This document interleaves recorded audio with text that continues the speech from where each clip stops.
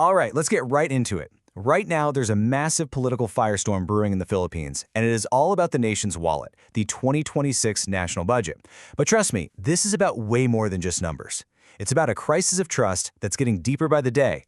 So let me ask you, what do you think is the #1 trending topic in the country right now? I bet a few things come to mind, but the real answer, well, it might just surprise you. You might think it's the West Philippine Sea, and that's a huge deal, for sure.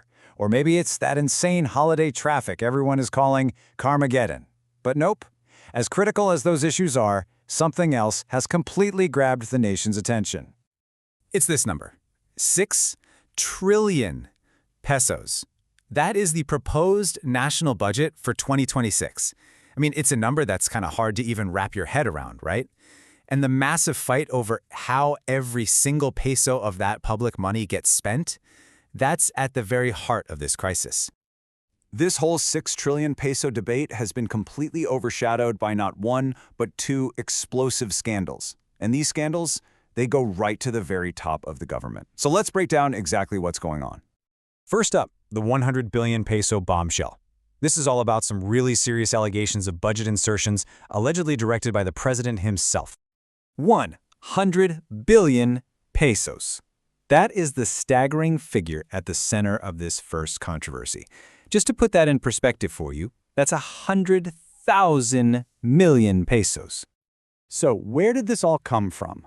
Well, it all kicked off with a video released by a former congressman, Zaldi Cuco. He claims the president, along with other high-ranking officials, personally directed this 100 billion pesos to be inserted into a previous budget. The stated purpose? Mostly for infrastructure projects. And this is where it gets really interesting, right? You have two completely different stories. On one side, you have this very specific accusation, but on the other, the palace is having none of it. Their official response? A complete shutdown, calling the whole thing pure hearsay. Okay, so that's bombshell #1. But we're not done. Let's talk about the second major scandal, which focuses on the vice president's secret funds and renewed plunder complaints filed against her. The number we're talking about here is over 612 million pesos. Now, this one isn't about budget insertions. It's all about the spending of confidential funds, money that's supposed to be for surveillance and intelligence and comes with very, very little public oversight. So what happened is a whole coalition of civil society leaders and former officials went and filed formal complaints against Vice President Sara Duterte and her staff. And we're not talking about small charges here. This is plunder, graft, and malversation. They're alleging a systematic misuse of these confidential funds over a 2-year period. And the vice president's response? Well, it's been just as direct. She has publicly dismissed the whole thing, calling it nothing more than a fishing expedition. Okay, so you've got these two massive allegations swirling around. The big question is, how is this actually impacting the real-world budget talks? Well, it is forcing a huge push for transparency in a process that usually happens behind closed doors. And the main arena for this fight is what's called the bicameral conference.